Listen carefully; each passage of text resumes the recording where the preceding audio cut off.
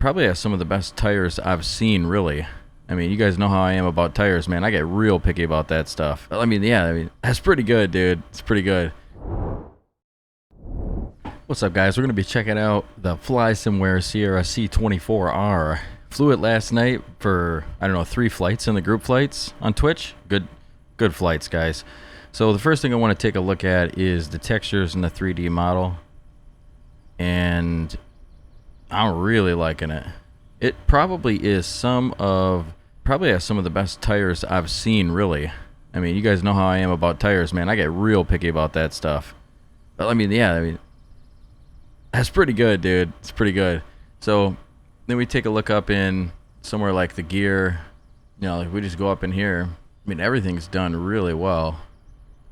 A couple little spots where stuff is shining through, but I mean, if it wasn't sun shining straight down on this, I mean, it's gorgeous under here. Everything's modeled. Seems to be anyway. Every little screw. Like I said, well, I didn't say this yet, but I don't know the plane super well. But I mean, and we take a look. So I think overall, I would give this plane a 10 on textures and a 10 on 3D model. The little grip tape spot is good. That's another weak point of a lot of planes. You know, the grip tape just looks like, you know, it just doesn't look that great on a lot of planes. But you know, notably, like the only ones that really do, I mean, as far as I could tell, is like the Comanche and this one so far. Like, you know, I compared this to like the Tomahawk, where the Tomahawk's tires were a little bit shiny. I had to put a mod out for that. The grip tape looked like weird, dirty, so I had to put a mod out for that. They're on flightsim.to if you do fly the Tomahawk. But I compare this plane a lot to the Tomahawk. It feels like a little bit better version of what they did with the Tomahawk. But like, I mean, look at even stuff like this, you know, like we come up to here and, you know, that's like a little like a caulking spot, you know, or you look at, you know, just coming along somewhere like this, right? You see like the little aluminum corrosion spots and things like that.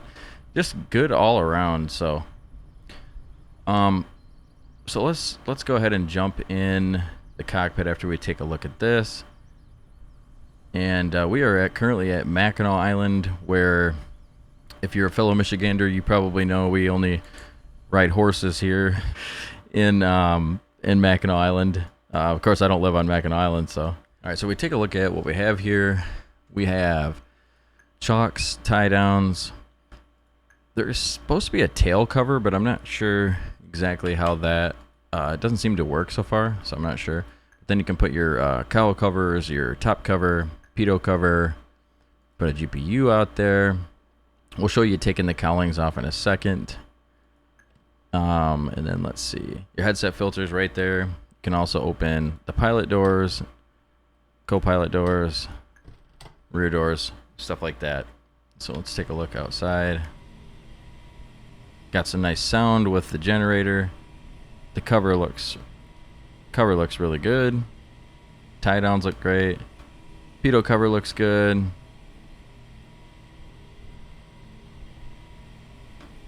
Which, I mean, I know a lot of people don't care about stuff like that, but it's nice to have, you know, if you're getting into some realism. So we'll leave the chocks on.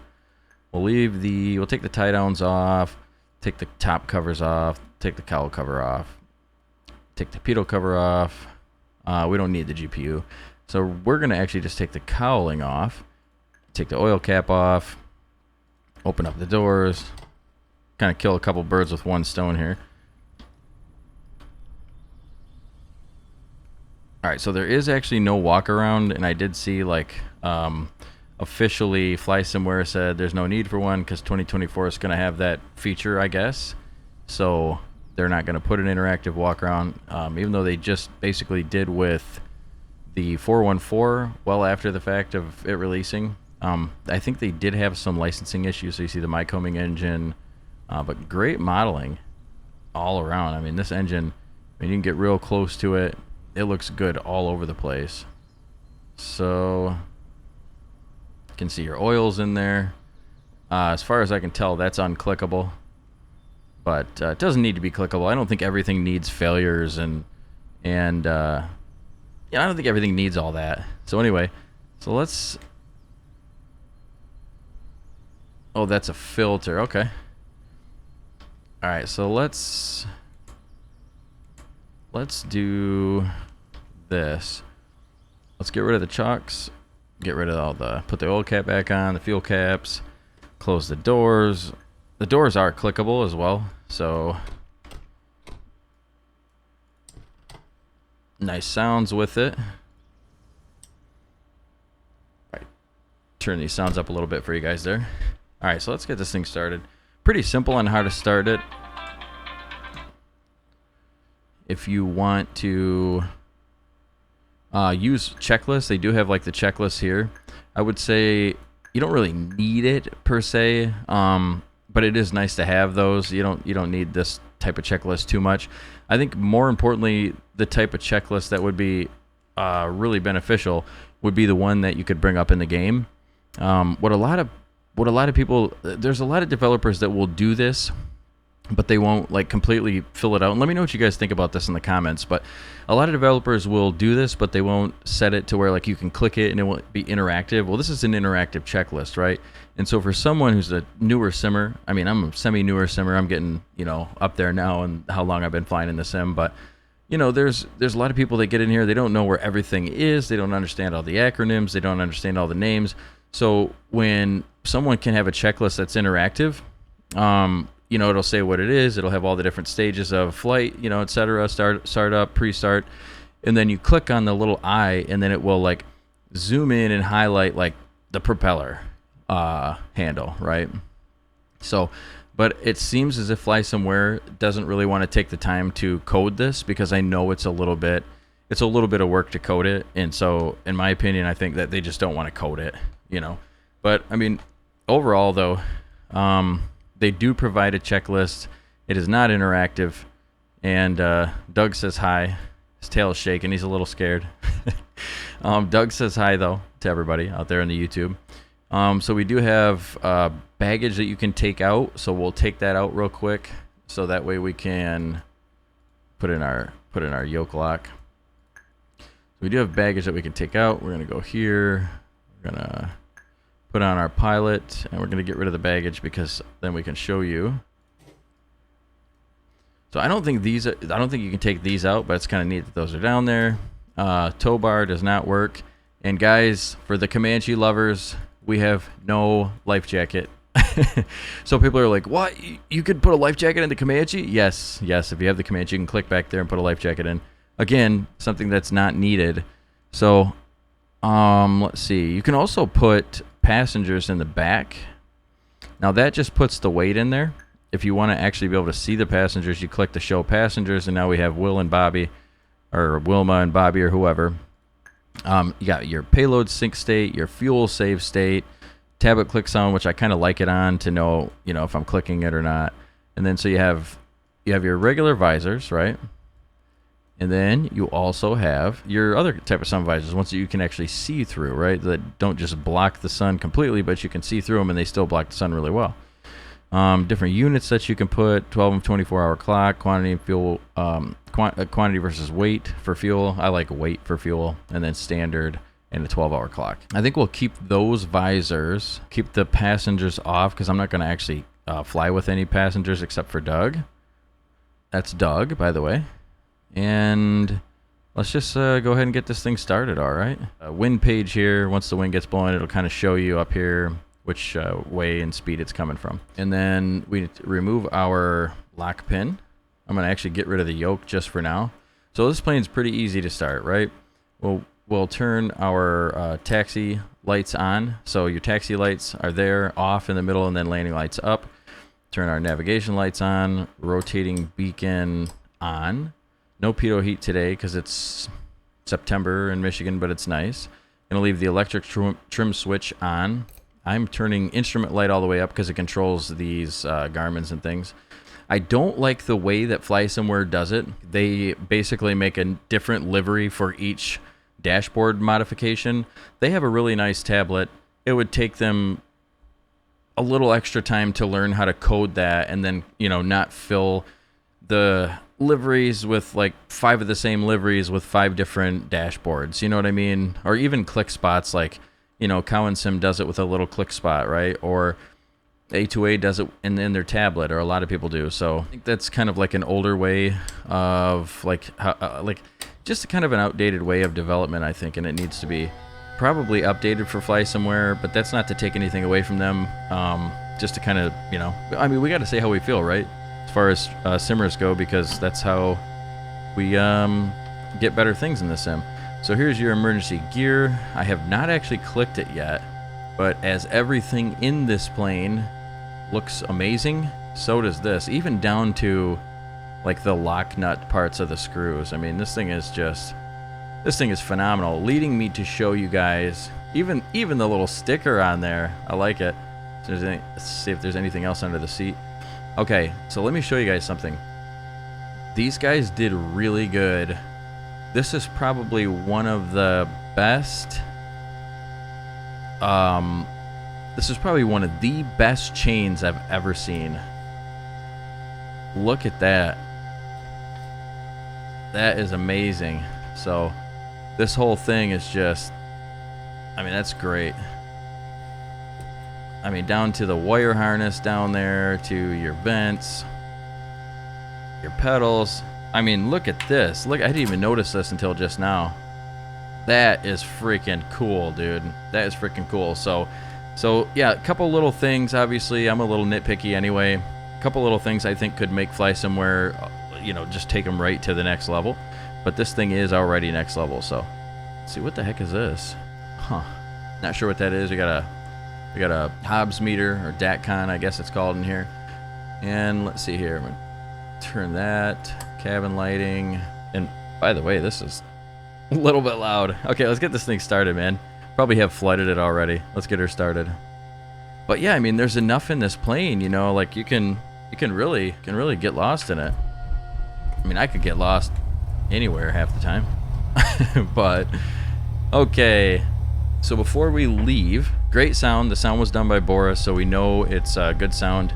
To me, I think I can turn my fuel boost pump off. I don't think we need that on. Really loud. So we do have the headset filter. It works. The headset filter works quite a bit better with that closed. Also notice there's a little bit of a delay in sound with opening this window, but not a bother for me. So there's the difference between the headset filter, etc. Now, I was noticing the other day, this is a little annoying when you're trying to see the fuel of your left tank. You can cover it, you can move it. So, alrighty. So I think we're good to put our airport in. If you guys have this plane already, or if you're planning on getting it, let me know. Let me know in the chat either what you think about it, or, you know, maybe after seeing it, what your thoughts are. And we have a good headwind for...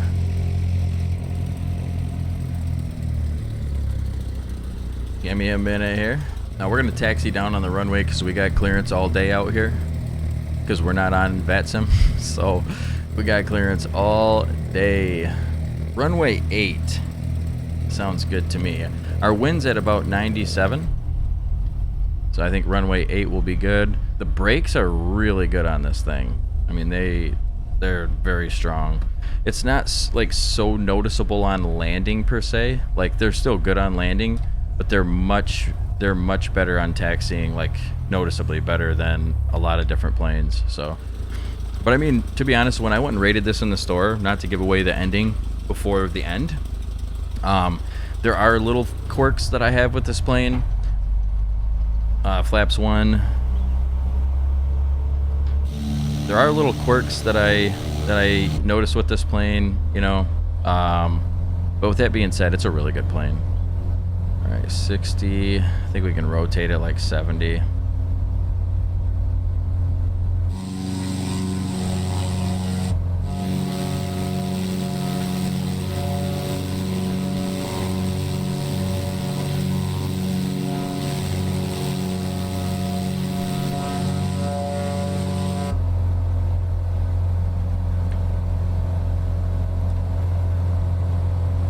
Alright, so yeah, if you're not from Michigan, Mackinac Island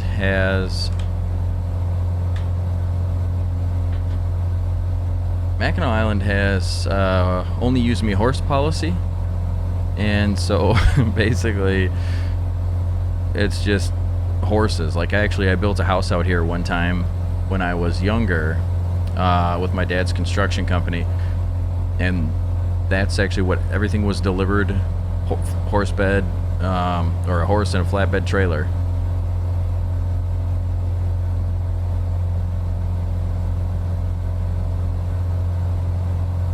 So this would be Arch Rock,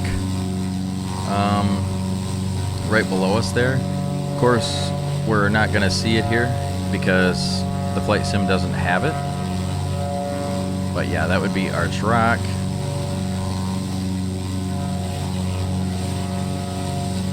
And that is Fort Mackinac, which was...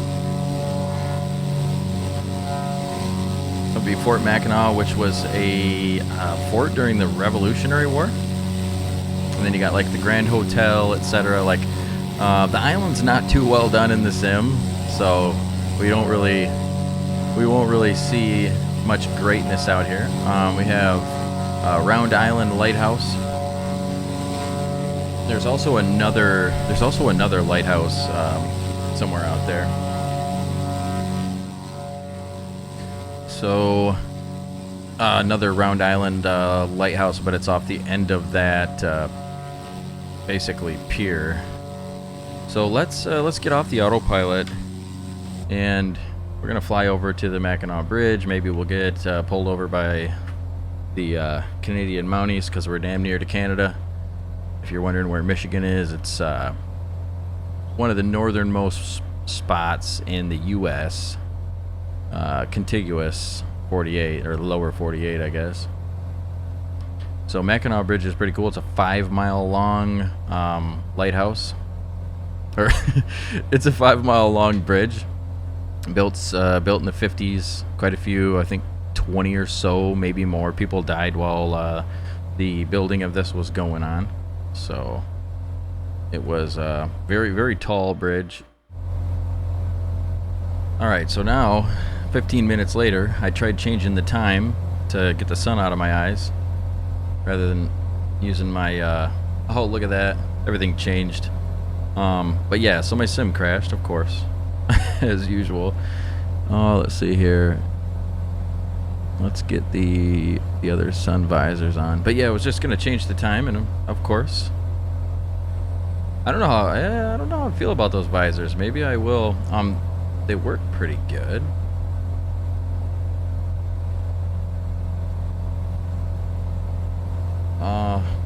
I never really figured out how to work these visors. So you know what? We're going back to the old visors. We'll figure that out another time. See, do I still got? I don't even have Doug in here. Hold on a minute.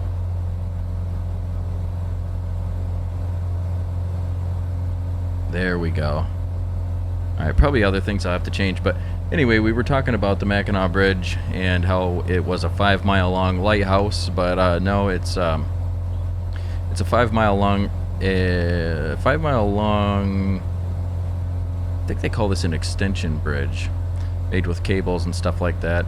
It's pretty cool, actually. There's like full-time positions that come out here and that come out here and like take care of the bridge. I mean, basically they start painting it, and then it needs to be painted again, you know, directly after it gets done being painted. So, and it's pretty nice at night, actually. Let's see how it looks in the sim. Now this bridge is in the base sim, so you can come out here and check it out. See how it looks. Not bad. Much more beautiful in real life at night. It's all lit up. Don't mind the little cracks in the world here. Hopefully Microsoft Flight Sim 2024 gets rid of that. So, like I said earlier, the sounds are by Boris. So, what I noticed is some of the sounds are kind of similar to the Duke engines, and you can hear it in that additional prop noise right there. But nonetheless, it's a nice plane, definitely. And I mean, I would totally give this thing 5 stars. So down below us is Mackinac City, and this expanse of road here goes all the way down to Florida. So basically it goes maybe another 10, maybe 5, 10, 20 miles up that way is where it starts, I-75, and then it goes all the way down to Florida. So we have our RPM here is good. We're not very high, so we really probably don't need to worry about our mixture. I'm gonna go ahead and level off here, and then we're gonna use navigation to go ahead and head on toward where we're trying to go. So that way I can set up something here. We're probably gonna go, let's go to 2500. We'll climb to 2500. A little bit of a slow rate of climb here. Oh, one of the things is, because I crashed, oh no, electric trim was on. I'm pretty sure you need that electric trim to make the autopilot work correctly. And we are climbing. Put the headset filter on. Okay. So anyway, so as usual, with the Flysimware birds, we can expect that circuit breakers are going to work, and everything. Ooh, another place to do the headphone or the headset filter. You have your cabin blower, which I'm not sure if I hear a sound difference or not with that on or off, but again, one of those things I'm just not too worried about. So now that we have this on autopilot and we are tracking our navigation, let's set up an approach here. Coming into KLSH, what do we have? We have visuals and we have RNAVs. Our wind is coming out of about 60 degrees, so probably we'll take RNAV 10. And we're just going to go ahead and load and activate the approach because we are so close. So this is going to take us to our final approach fix. We need to be at 2,400 feet of altitude.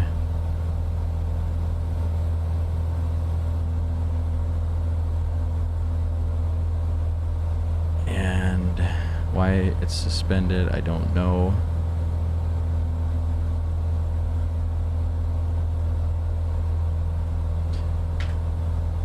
We're going to actually level off right here. And then I'm going to bring it down. We're going to get right to 2,400, so that way we are set for our RNAV approach.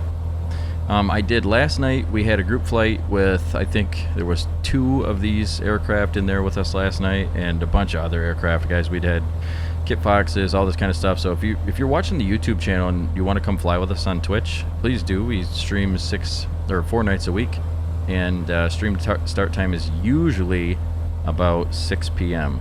It does feel very, I guess, immersive. It's really immersive. If we just listen to the sounds of it, I mean, it just feels great. You know what we need to do? So we're going to go direct to Jatra, J-A-T-R-A.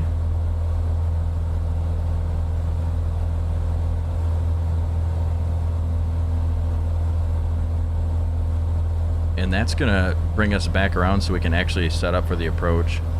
So the airport should be right out in front of us somewhere.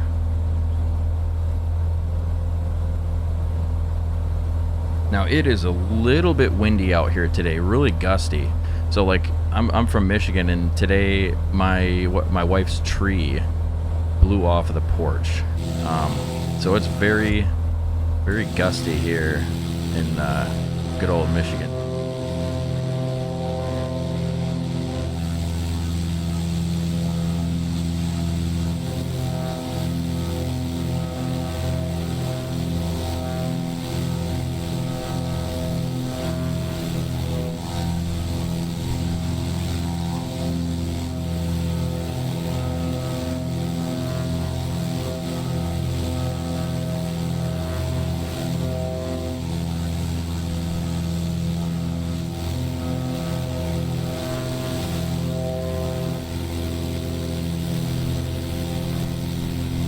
So there you have it, guys, all the camera angles for the Beechcraft C24R, which a lot of nice camera angles here.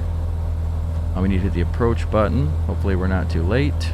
We are high. If we take a look at our altitude, our diamond, or whatever you want to call that, hopefully catch that. Looks like we just did. Go ahead and slow down. Like the gear come. Ooh, I didn't even notice that front tire. Let's take a look at that again.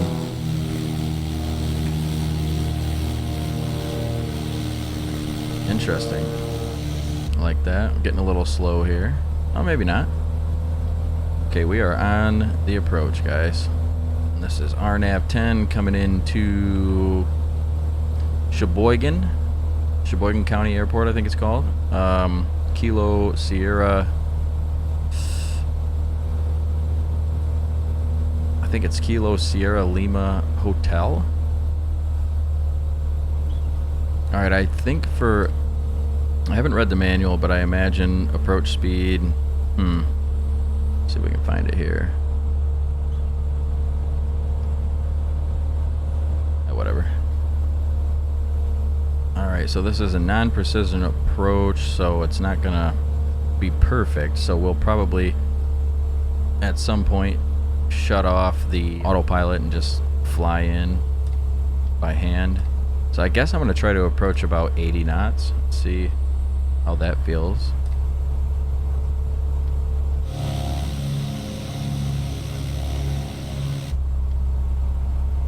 We're still perfect on our line, so I'm going to shut off the autopilot there. Getting a little slow.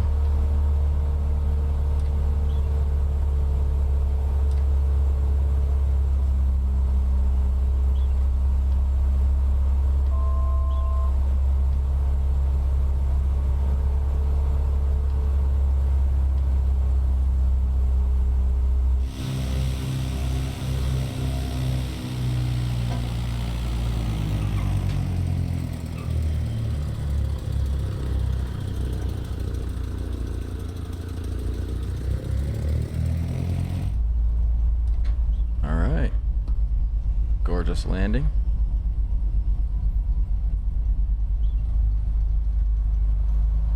We'll pull up to the hangars here, and then yeah, I guess that'll be about it. I'm gonna go fly some more.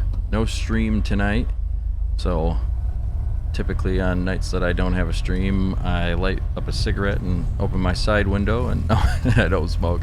But typically on nights that I don't stream, just kind of fly around, watch YouTube videos, do stuff around the house, etc. So, but it's nice. I love streaming. I love flying around with everybody, but it's nice to have a little break every once in a while and just kind of fly by myself. Even though, when you are a Twitch streamer, there's always people that come in and fly with you, almost every time. We had someone just before I started the video. Uh-oh, a little crack. Okay, no problem. Smaller. This plane is real nice to taxi, though. I really like taxiing this plane. It's definitely fun to taxi around.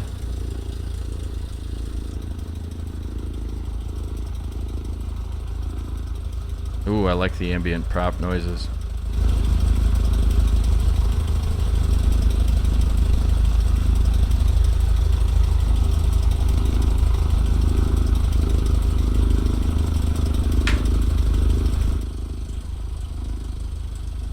Well, there you have it, guys.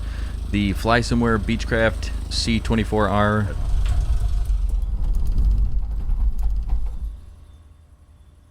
Gorgeous. Gorgeous plane. Good job to Flysimware team for doing a great job. Like I said, there's always a couple little things I think every developer could do a little better. It is what it is, though. It's a beautiful plane. 5 out of 5 stars. Definitely would recommend. Price point. The way I think about it, the price point, you know, you got the Comanche, it's $50. It's got failures. It's got this. It's got that. You know, it's got pretty extensive walk around and things like that, which is, you know, those things are not included on this aircraft, but the price point is also reflective of that, where it's, you know, $34 or whatever. I think with tax, I paid $37 for this. I did buy it from the store, convenience. If there was a reason for me to buy it from the website, like if it came with extra liveries or, you know, something like that, you know, maybe it would be a good point to buy it in the, you know, from their personal store. And typically I try to support the developers, but for this plane, Flysimware, I just went with the store. A little easier for me. So, okay, guys. Well, another good plane for the flight simulator. Appreciate you guys. Don't forget to subscribe and like the video. It helps the channel grow quite a bit. Thank you guys for watching my videos, and we'll see ya on the next one as soon as we get another new plane. Maybe my next video I might do the MiG-25 PD from GKS. Had fun in that yesterday. So we'll see. Look around for it. I'll talk to you guys later. Why is it so spicy?